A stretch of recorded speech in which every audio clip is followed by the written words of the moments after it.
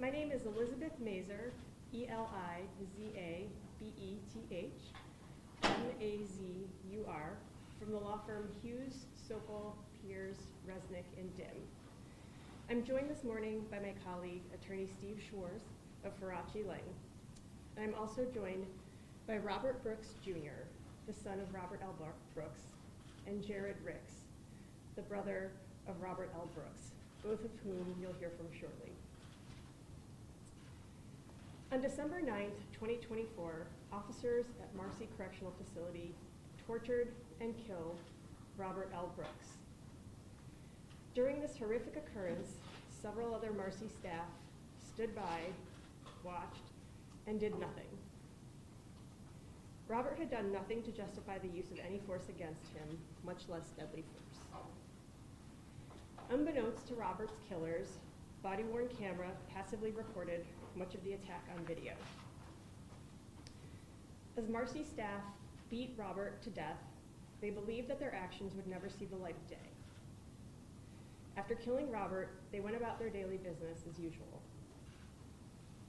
Although the video of Robert's killing is extremely difficult to watch, it holds a mirror up to the violence and abuse Marcy prisoners face on a regular basis. It shows what Marcy correctional officers will do when they believe no one is watching. It paints an all too real picture of the rampant abuses that New York prisoners have reported for years, pleading for help and warning that the lives of people in custody in New York prisons are profoundly at risk. This morning, we have filed a federal civil rights lawsuit in the United States District Court for the Northern District of New York on behalf of the estate of Robert L. Brooks. Mr. Brooks was paying his debt to society. He deserved to live. He deserved the opportunity to finish his sentence and return to his family and his community. Now I'm going to turn it over to Robert's beloved son, Robert Jr. You just leave it. You just leave it. Okay. Good morning. My name is Robert Brooks, Jr. Today, my family is going through an unimaginable amount of pain. No one should have to experience what we are experiencing. The murder of my father by the people who are supposed to keep him safe. But we are also feeling incredible support for our community here in Rochester and everyone who's reached out all over the country. We want to say thank you to everyone who is standing up and saying what happened to my father should have not happened to anyone. I can't describe what it's like to receive the news of his murder or the experience of watching that awful video. I felt helpless, like I was there with him and there was nothing I could do. I wouldn't wish this nightmare on anyone. But as painful as it is important that the world sees these images. They have the power to spark the change we need. I want to tell you more about my father, though. He was more than the last final moments. Robert L. Brooks was a neighborhood hero. He was a great man. He was everyone's favorite uncle. He wanted to make sure everybody was happy around him. That's what made him happy. He was very passionate of creating music and writing short stories. One of my favorite memories of my father is when his car broke down, but he still made sure we got to the studio every day.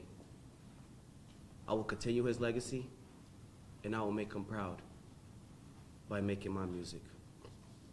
While my father was serving out his sentence, we would talk regularly, and we began to dream of a new life when he had got out. Those officers in the system they worked for, they robbed us of that opportunity. And I would never get my father back. They'll have to take it from me forever, but we will not allow his death to be in vain. This pain must lead to justice for my father and for our family, and we will not stop fighting until we get it. Thank you.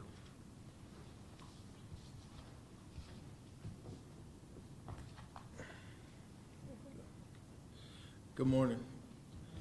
My name is Jared Ricks, Jaredricks. Robert Brooks was my older brother and my only brother. Robert was 11 years and 1 day older than me. And as an older brother should, he was always there when I needed him. My first words were rah-rah for Robert. He was my role model, my voice of reason, my listening ear, and now he's gone. Growing up, I felt so lucky that Robert was my brother. Everyone loved Robert, and most of us wanted to be like him. I vividly remember rolling up to family gatherings and feeling like a celebrity as our family greeted us. Me personally, I wanted to walk like him, talk like him, dress like him. I wanted people to have that same glow when I walked in a room. No matter who you were or how long it had been since he last seen you, he'd always make you feel important. My brother was my guardian angel before he got his wings. We frequently went to the movies, bowling, shopping. As I matured, he never shied away from those tough love conversations, which is part has given me the strength to be with you guys today. My brother and I shared a passion for music. He'd often bring me to the studio. When I got older, he started asking for my input on his music. He even let me get on one of his tracks, and I just knew we would go platinum. My brother had a meaningful and unique bond with so many people, some of whom I've known my entire life, and some who have shared their stories with me over the last month. My family and I are taking things day by day. You know, days turn to weeks, weeks turn to months, months turn to years. My brother had done 8 of the 12 years that he was sentenced to as seen fit in the eyes of the law. But the 17 individuals at Marcy Correctional Facility gave him a death sentence, and that's just not fair. People who are incarcerated are human beings. They have rights. They deserve to live without fear that something like this could happen to them. Our family is devastated, but we are also committed. We're going to use our agony to fight for justice so that no one has to watch clips of devastation 30 minutes at a time or go through the plethora of emotions that I've gone through in the last month. We want these killers prosecuted, and we want change. Big bro, we love you, and we won't stop fighting for justice and accountability in your name. Thank you. Good morning. My name is Steve Schwarz, S-C-H-W-A-R-Z. I'm an attorney with Faraci Lang here in Rochester, one of the attorneys on this case. As you know, today we filed a complaint in the United States District Court for the Northern District of New York against 17 defendants who were directly or indirectly involved in causing Robert's brutal beating and resulting death. Because New York has sovereign immunity and cannot be sued in federal court for civil rights violations or wrongful death, we will soon be filing a separate action against the state of New York in the New York Court of Claims. Our legal team, headed by Liz Mazur of Hughes Sokol and me and my firm, Faraci Lang, have extensive experience in this type of litigation. Our firms previously teamed up to successfully resolve the case involving the death of Daniel Krug 2 years ago. Our goal as attorneys is simple: to achieve some measure of justice for the family of Robert Brooks. We view that goal as having two separate but equally important components.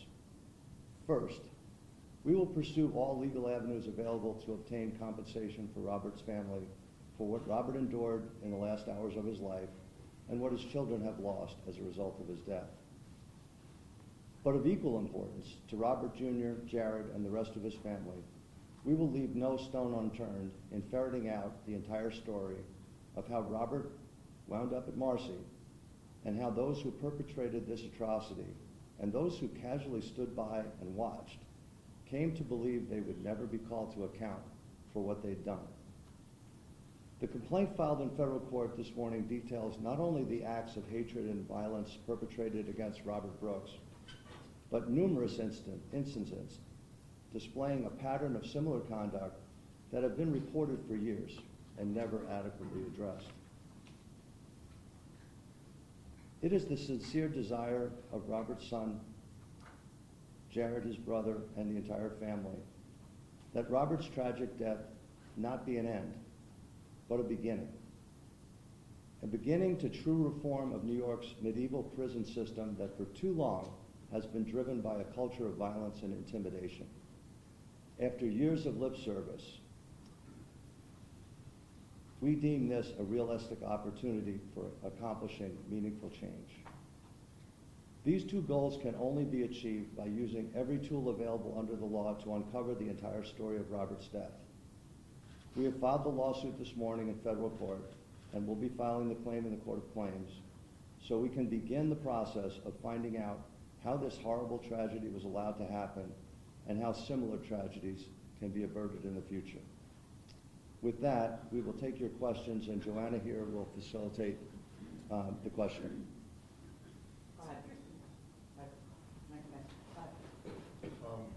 Jared and Robert, very sorry for your loss. I wonder if you have any idea of why Robert was at Marcy that evening, or in your discussions with him while he was incarcerated, had he ever said anything to indicate that he was worried about this kind of thing, or that this was something that he saw happening around him? Okay. At the present time, we have no information about those questions, and those are questions that we're going to get to the bottom of as soon as we can get started in discovery, but we don't have any information that can help on that. Have you learned any more about the exact cause of death at this point? And are you pursuing this second lawsuit against specifically docs? Well, the second lawsuit is against the state of New York. The first lawsuit includes some supervisors in the dock system. And as far as your question to the cause of death was the beating that he took. We don't have the autopsy report yet, but there's no question that there's a causal link between what happened to him and his death. But we don't have any data from the medical examiner as of this point. That report frequently are delayed because of toxicology that they do, but we do expect it soon.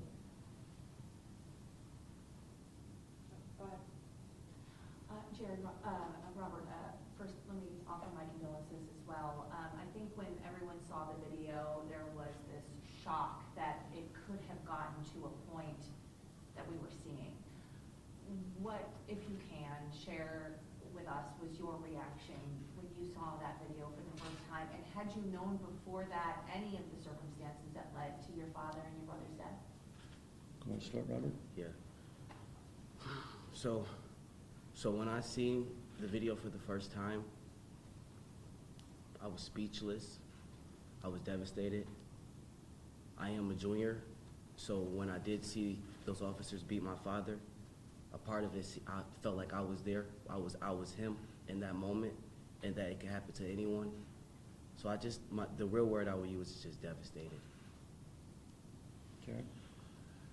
Yeah, I think I would say I was devastated as well, just knowing that there were 17 individuals, however many were directly associated with delivering the lethal blows, but just knowing that I couldn't be there to help them, I just felt very helpless and enraged.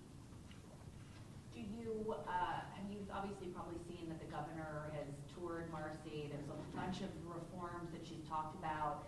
Do you think that's too little, too late in certain situations, but do you think that's a good start? Do you think that's PR and a lot more needs to be done? What do what's your reaction then to what has happened so far? Well, I think, let me just start out by saying that we're encouraged by the reaction of the governor and the administration. Obviously, words are one thing and actions are another, and we have to see follow through, and we intend to stay on that. Robert and Jared, you want to add anything to that? So yeah, referring to what Steve said, yes, the bottom line is, yes, we want them to get prosecuted, but we want them to do it the right way instead of not rushing it. So as far as the prosecution goes, we're trying to give them a little leeway, but yes, we want answers, and yes, we do want them to get prosecuted. So there have been multiple groups that have been getting together, protesting, raising awareness. I wanted to give you an opportunity to kind of speak to all these people who want to mobilize to do something. What should people be doing? What should be the goal? Liz, you want to take that? Sure. I mean, obviously, it's really, I think, uplifting to see so many people have such a powerful reaction, and also just express condolences and support for the family, really. In my opinion, that's the most important. We've gotten so much mail, so many just phone messages from random people wishing the best to the Brooks family and kind of cheering us on in this fight. Maybe I would, I don't know if Robert or Jared has something to add. I would, me personally, and for our family, I would like to say thank you, thank you, thank you. The support is tremendous. It doesn't go unnoticed. And we want you to keep fighting. We want you to keep going. And if anything we can make happen and we can make possible to work together, we will do it. I just want to say thank you again. I first want to offer my condolences, and I wanted to ask, I know there were 17 individuals named in the lawsuit that were involved. I know additional names were coming out over time. Is it 17, or is there other people you wrote into that could be added to the lawsuit? Liz, you want to go? Sure. So we have named in the lawsuit the people that, based on the information that has been released so far, we believe bear some culpability in Robert's death. We have more questions for docs and the state about other individuals, and we'll certainly be looking at that. But right now, the people we've named are the people that we believe, based on the facts we have, we can proceed against. We believe I mean, we know there was a cover-up, and we don't know at this point how many people were involved in that, and they could become additional defendants as we get more information. Sorry, let's go back to Izzy. Thanks. Also, apologies for your death and loss. In terms of just the length of time that this probably is going to take, as you mentioned, kind of piggybacking off of the support that you're seeing as well. How are you and the family and the team that you've met here planning to draw together support for the ongoing fight, and just any messages for the continuation? Well, again, I think that our first task is to find out what happened to Robert, and that is going to be a very important part of this. What was as devastating as what we saw in the video with regard to the violence was the nonchalant attitude of the other people standing around watching. And we feel that that is a sign that this is not a one-off incident, but this was business as usual. And so that is going to be a very important thing for us to find out. And with regard to the outreach, we've gotten information from all corners about other incidents, and some of those are in the complaint, and we're still developing others. So I think that at this point we're at a very early stage because we don't have all the answers. But once we do, I think we'll be able to direct people in a much more meaningful way. Yeah, I think, like we said previous, we truly appreciate all of the support and the representation that has come from this. Obviously, it's a terrible circumstance, and definitely weighs heavy on our hearts, but we truly appreciate and have an understanding with each American that might have someone that is currently incarcerated or someone that has been previously incarcerated, and know that this isn't just a one-off, and their love and support that they've shown me, my family, and our legal team, we truly appreciate it. Back there. How were you notified that your father and your brother had been? So I remember the call. I was at work, and I got a call from my grandmother, Mary Brooks, and she told me to come home, and I knew something wasn't right. She didn't want to tell me over the phone, so we got the news from the prison, from Marcy. You talked to them directly, or were you given the news from your grandma? Yeah, I got the news from my grandma. Oh, so they talked to her? Yes. Jared, you? Yeah, I got the news actually from my cousin.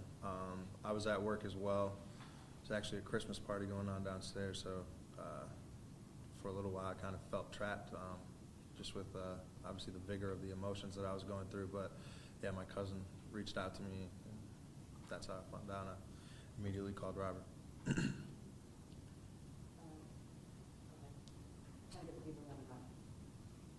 Very sorry for your loss.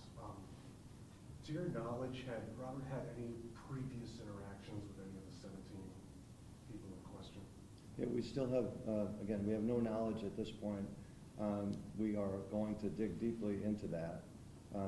The mystery, one of the mysteries here is why he was at Marcy after he was actually housed in Mohawk. So we are very eager to get information on that, find out if there were any prior interactions with these guards, but at this point we have no information. Assuming that, go ahead, John. Do you mind just while you're going for this loss that there were the guards, there were some that were named in lawsuits previously that they had this record, just sort of what this means to that these people aren't new names to have these types of problems. Yeah, let me start that, and then I'll have Robert and Jared add.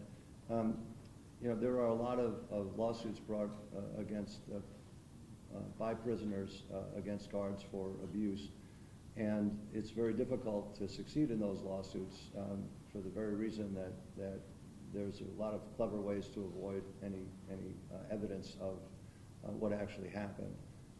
You know, this is kind of the first time that video like this has become available, but it's not the first time that something like this has happened.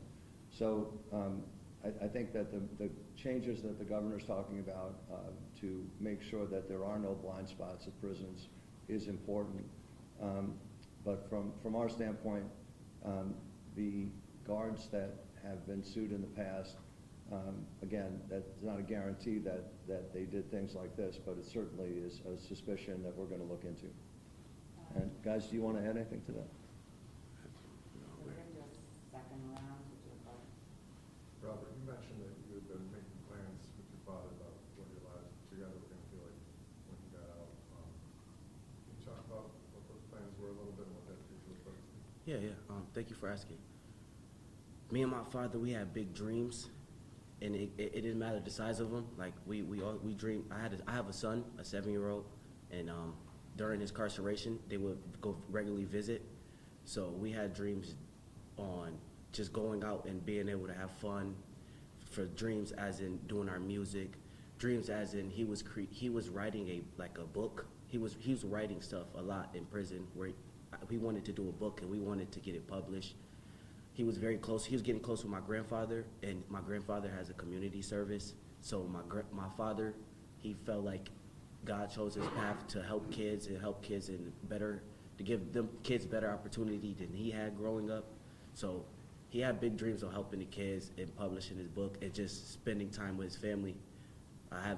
He's been incarcerated 9 years, so just without guards being in the way or a time limit, it just spending time together, really. What's the name of your grandfather's organization? My grandfather, he has a community service on the what? Men's Inspiring Boys and Girls. Go ahead. You've mentioned cover-up, and I actually wanted to know, when you did first get that call and get the information from Marcy, what was the story that Marcy Correctional told you happened, and how did that compare to what was actually seen on video? I can answer that. So when we first started calling, obviously, when you find out that a loved one has passed, it's what's the cause of death? Was he in a fight? Who was involved? And for the most part, they wouldn't give us any answers. So I would say for the first week or so, we were getting all of the news through the news in real time, which is, I find, kind of disrespectful a little bit.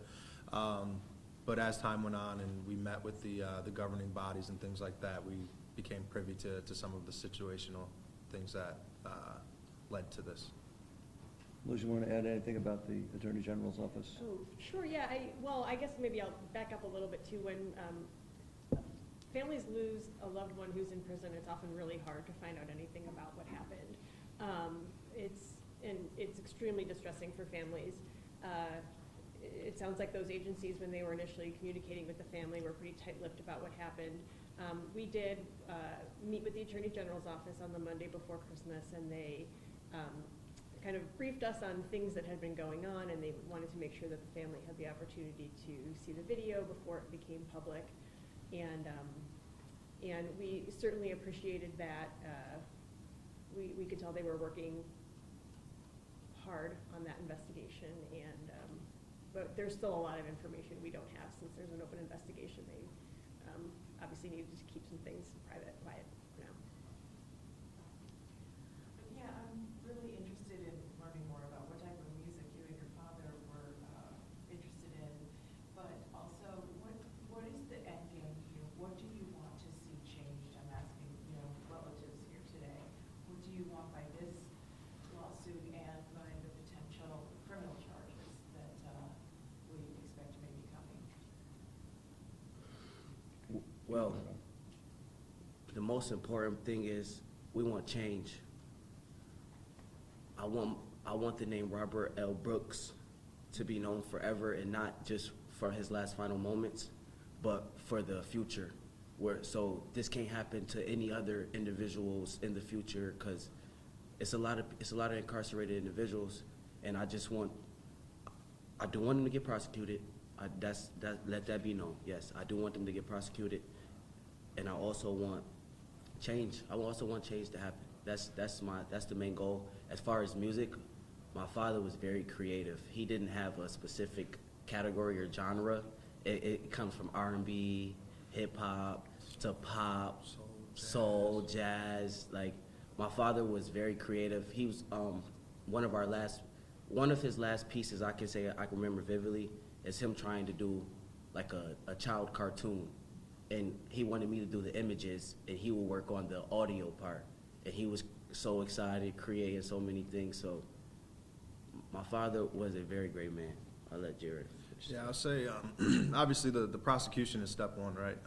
Getting these people, bringing justice against them. But long term, I think the goal is to have some reform, some policies and procedures put into place. So, like Robert said, this doesn't happen to anyone else. And once those laws go into effect, and that there's no blind spots and cameras to kind of shade the inhumane things that happen behind those walls. What would you say to those officers who you saw kicking and punching and grabbing your brother by the neck? What would you say to them? I mean, for me, I would say it's, my brother always used to tell me, to err is human, to forgive is divine. And I'm not at forgiveness yet. I'll just say there's consequences and repercussions for your actions, and at some point those are coming, and I hope you're prepared. And like, this has been a long journey, so I've really been taking things one day at a time. I truly wouldn't know what to say if I seen those guys. I probably would be terrified for my life. But also, I feel like when you say nothing, that's the strongest thing, and I wouldn't even acknowledge them. I don't believe what they did was right in any shape or form, so I wouldn't really have anything nice to say. So thank you. I couldn't help but notice the pins that you guys were wearing. You want to tell us a little about that?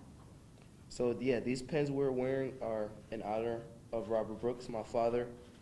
And My auntie Barbara, she has 1,000 of them made up, and this is just to show our support and feel like I have a piece with me at all times. And also, all these cameras are here, and I want the world to see his face always. Robert, you mentioned you visited your father in jail and prison during his time that he was incarcerated. Did he ever, to you, express concerns about his own safety behind bars? No, my father was very protective, and even if he did feel he wasn't safe, he wouldn't tell me, because he know how much I care about him and how worried I would have been. And my father was that type of man, so to answer your question, no, he didn't express his concerns or for his health. Just hearing that you did visit him and talk to him, what was your last conversation with him like? Or what was the last thing you all told him with his brother? So the last time I visited my father was a week prior to his birthday. He's a Leo, and our last conversations was very peaceful and mindful. My father, we never grew up in a church, so my father was getting big into God.